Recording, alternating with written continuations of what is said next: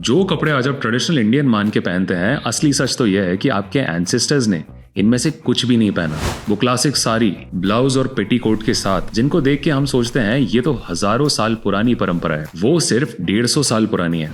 कुर्ता सलवार ये यहाँ पैदा ही नहीं हुए और आपकी दादी आज जिस तरह की साड़ी पहनती है, हो सकता है कि उनकी दादी की दादी इस स्टाइल को पहचाने भी नहीं। हजारों सालों तक भारत में कपड़े सिले नहीं जाते थे, इन्हें लपेटा जाता था। बस एक कपड़ा शरीर के चारों तरफ बांधा हुआ। ये कोई स्किल की कमी नहीं थी। पुराने इंडियंस ये मानते थे कि बिना सिला हुआ कपड़ा पवित्र होता है। जैसे नेचर ने हमें दिया वैसा ही हम इसे यूज कर रहे हैं। तो सवाल यह है कि अगर आज के कपड़े हमारी असली पहचान नहीं है तो भारत ने असल में पहना क्या? चलिए शुरू से शुरू करते हैं। चलते हैं 4500 साल पहले इंडस वैली सिविलाइजेशन में, जहां हड़प्पा और मोहनजोदारो में दुनिया के सबसे पुराने प्लान्ड सिटीज मिले। हमें वहां पे प्रॉपरली बिल्ट वॉशरूम्स मिले, ड्रेनेज सिस्टम्स मिले, खिलौने और गहने तक मिले, लेकिन कपड़े नहीं मिले, क्योंकि कपड़े टाइम के साथ मिट्टी में घुल जाते हैं। और हमें उनकी क्लोथिंग मिलती है मूर्तियों से और सील्स से। जैसे ये प्रीस्ट किंग, एक शॉल बाएं कंधे पे लपेटा हुआ है, उस पर 3 पत्ती का एक डिजाइन बना है। इस स्टाइल को याद रखना, क्योंकि ये आगे हर सदी में लौटेगा नए नए रूप में। फिर आती है ये 4000 साल पुरानी छोटी सी ब्रॉन्ज की मूर्ति, जिसे हम डांसिंग गर्ल कहते हैं। उसके बॉडी पे कपड़े ऑलमोस्ट ना के बराबर है, बस एक पूरा हाथ बैंगल से भरा हुआ है और गले में एक नेकलेस। यानी उस टाइम का लुक सिर्फ कपड़ों से नहीं आता था, बल्कि गहने और ऑर्नामेंट से भी आता था। पर असली कमाल उस मूर्ति में नहीं है, बल्कि उस सभ्यता के कपड़ों में, क्योंकि इंडस वैली में लगभग सबसे पहला कॉटन उगाया जा रहा था और इसे प्रोसेस करके कपड़े बनाए जा रहे थे। ज्यादातर कपड़े तो मिट्टी में मिल गए, लेकिन एक टुकड़ा आज भी बचा हुआ है। वो लाल रंग में रंगा हुआ है। ये कलर मैडर नाम के एक पौधे से निकलता है। जब दुनिया के बाकी पार्ट्स में एनिमल स्किन और वूल को यूज किया जा रहा था, तब इंडिया के लोग लाइट ब्रीदेबल डाइड कॉटन पहन रहे थे। और ये क्लॉथ यहाँ पे नहीं रुका। सेंचुरीज बाद ग्रीक्स और रोमन्स भी हमारे साथ ट्रेड करने लगे इस क्लॉथ के ऊपर। यानी इंडिया ने कॉटन सिर्फ पहना नहीं, बल्कि इसे दुनिया तक पहुंचाया। अब आते हैं वैदिक काल में। इस एरा तक कपड़ों का एक पूरा सिस्टम बन चुका था और उन्हें अलग अलग नाम से पुकारा जाता था। नीचे बांधे जाने वाले कपड़े को अंतरिया, उसे थामने वाली कमर पट्टी को कायाबंद और ऊपर ओढ़े जाने वाले वस्त्र को उत्तरिया कहते थे।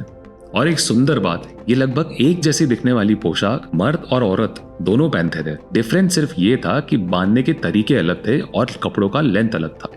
और अमीरी गरीबी कपड़े के डिजाइन से पता नहीं चलती थी, ये पता चलती थी कपड़े के लेंथ से। अमीर का कपड़ा पांव तक बहता था और साधारण लोग का सिर्फ कमर तक। ज्वेलरी में सोना सबसे ज्यादा इस्तेमाल होता था और चांदी ना के बराबर। एक सरल खुला बहता हुआ पहनावा जो आने वाले टाइम में काफी ज्यादा निखरेगा। अब वो काल जिसे भारतीय कला का गोल्डन एज कहते हैं, मौर्य और गुप्त एम्पायर्स। इस वक्त तक वैदिक काल का वो पहनावा काफी सुंदर रूप ले चुका था। वही अंतरिया अब सामने से सुंदर प्लेट्स में ढला और धीरे धीरे बनता है आज की धोती। वही कपड़ा औरतों पे एक नए स्टाइल से बांधा गया, जो बनती है आज की साड़ी। और ये कोई इमेजिनेशन नहीं है। बुद्धिस्ट टेक्स्ट इस आउटफिट को 6th सेंचुरी BC में डिस्क्राइब करते हैं। और अगर आपको इन्हें अपनी आंखों से देखना हो तो अजंता केव्स की पेंटिंग्स देख लीजिए। वहां पे thin free flowing cloth, shimmering jewellery और स्टाइल्ड हेयर, जैसे कि एंशिएंट इंडिया का कोई कलर फोटो रखा हो। और एक बात जो दिल को छू जाती है, सजना सवरना सिर्फ किंग्स और क्वींस तक लिमिटेड नहीं था। Gold, pearls, beads, waist bands, armlets, earrings, anklets common लोगों तक हर जगह पहुंच चुकी थी। मतलब हमारी रिचनेस क्लोथिंग के कट तक सीमित नहीं था, वो हमारे क्राफ्ट में था, वीविंग और ऑर्नामेंट्स की फिनिश में था। और इन्हीं अजंता की पेंटिंग्स और कार्विंग्स में आपको टर्बन्स भी मिलते हैं, रियल इंडियन टर्बन्स, किसी भी फॉरेन इन्फ्लुएंस से सेंचुरीज पहले। अब आ जाते हैं उस कपड़े पे जिसने पूरी दुनिया को भारत की तरफ देखने पे मजबूर कर दिया। ढाका का म्यूजलिन क्लॉथ, इतना महीन, इतना हल्का कि उसे कहते थे वोवन एयर। लोग इसे कहते थे कि पूरी साड़ी एक छोटे से अंगूठे में से निकल जाती थी।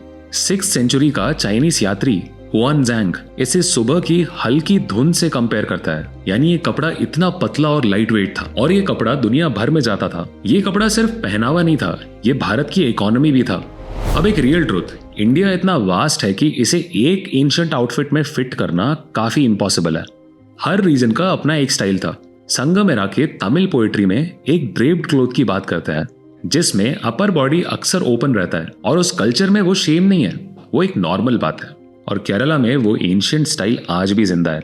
मुंडुम नेरियातुम, दो अलग क्लॉथ्स, नीचे पहनने वाला और ऊपर पहनने वाला, ये ओरिजिनल पुरानी साड़ी का एक लिविंग फॉसिल है। रिकॉर्ड्स बताते हैं कि उस टाइम केरला में हर कास्ट के लोग, नायर, नंबूदरी, यहाँ तक कि क्वींस भी अपर बॉडी ओपन रखती थी। इस चीज के बारे में आपके क्या थॉट्स हैं कमेंट सेक्शंस में जरूर बताओ। और नॉर्थ ईस्ट इंडिया जो अक्सर इन कहानियों में पीछे छूट जाता है, उसकी तो अपनी एक पूरी अलग टेक्सटाइल दुनिया है।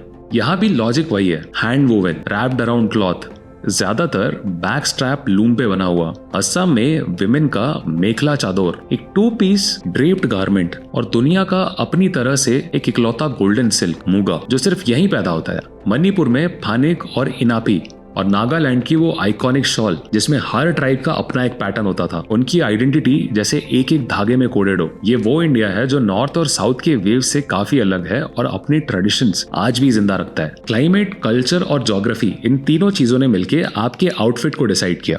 फिर भारत पे होने लगते हैं अरब मुस्लिम इन्वेजन्स और बनता है दिल्ली सल्तनत। उसके बाद आते हैं मुगल्स। ये पीरियड इजी नहीं था, कई जगह इन्वेजन्स हुए, टेम्पल्स तोड़े गए और रिलीजन और क्लोथिंग दोनों पे प्रेशर डाला गया। इन सभी आक्रमणकारियों ने भारत के नेटिव कल्चर को काफी हार्म किया और इसका इम्पैक्ट डायरेक्ट क्लोथिंग पे हुआ 2 तरह से। पहला था सिले हुए कपड़े और पूरे शरीर को ढकने वाले कपड़े नॉर्थ इंडिया में कॉमन हो गए, सलवार कमीज और कुर्ता पजामा जैसी चीजें। और एक दूसरा डीपर इम्पैक्ट हुआ जो था पर्दा प्रथा। उस इनसिक्योर पीरियड में कई हिंदुओं ने अपनी बहन बेटियों को घर के अंदर रख दिया, पर्दे के पीछे एक प्रोटेक्शन की तरह। घूंघट टाइप कस्टम्स पहले भी थे, लेकिन पर्दा जैसा सिस्टम इस टाइम में काफी ज्यादा स्ट्रांग हो गया और ये इतना स्ट्रांग हुआ कि कुछ कम्युनिटीज ने इसे अडॉप्ट भी कर लिया। लेकिन नोट करना, धोती और साड़ी अभी खत्म नहीं हुए। साउथ इंडिया और कई रूरल कम्युनिटीज इन सारी चीजों से काफी दूर थी और अपने कल्चर्स फॉलो कर रही थी। अब आते हैं मॉडर्न दौर में। वो classic sari, blouse, petticoat, perfectly pinned, जिसे हम सब एंशिएंट ट्रेडिशन मान के बैठे हैं, वो दरअसल विक्टोरियन एरा का है, लगभग 19वीं सेंचुरी के आसपास। बंगाल में नंदिनी देवी ने अपनी साड़ी को यूरोपियन स्टाइल ब्लाउज और पेटीकोट के साथ कंबाइन किया और एक नया स्टाइल बनाया जिसे उन्होंने पूरे देश में फैलाया। और वो नेशनल ड्रेप जिसे आप सब काफी नॉर्मल मानते हैं, वो मशहूर हुआ था राजा रवि वर्मा की पेंटिंग से। अब वो कॉल बैक याद है, मैंने बोला था कि साउथ की फीमेल्स अपना अपर बॉडी खुला रखती थी। केरला में विमेंस का खुला बदन रखना कोई लोअर कास्ट वाली चीज बिल्कुल नहीं थी, ये कई कास्ट में आम थी।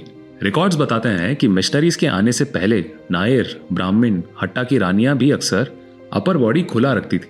मतलब खुला बदन शर्म की चीज नहीं थी, क्योंकि एज अ कल्चर हमने इस चीज को सेक्सुअलाइज करके नहीं रखा था। उन्होंने इस चीज को गलत और असभ्य बताया क्योंकि ये सारी चीजें उनके विक्टोरियन स्टैंडर्ड्स मैच नहीं करते थे। और जो लोग क्रिश्चियनिटी में कन्वर्ट होते थे, उन्हें यूरोपियन स्टाइल के जैकेट्स और ब्लाउजेस पहनाए। धीरे धीरे अपर क्लॉथ क्रिश्चियन और सभ्यता का एक चिन्ह बन गया और अंग्रेजों का सबसे गहरा घाव पड़ा म्यूस्लिन क्लॉथ पे। ढाका म्यूस्लिन की पूरी इंडस्ट्री पे उन्होंने हेवी टैक्सेस लगाए, चीप फैक्ट्री क्लॉथ मैन्युफैक्चर करना स्टार्ट किया और आर्टिफिशियल फ्रेमाइंस लाके इस पूरी इंडस्ट्री को क्रश कर दिया। एक 2000 साल पुराना क्राफ्ट एक जेनरेशन में खत्म हो गया।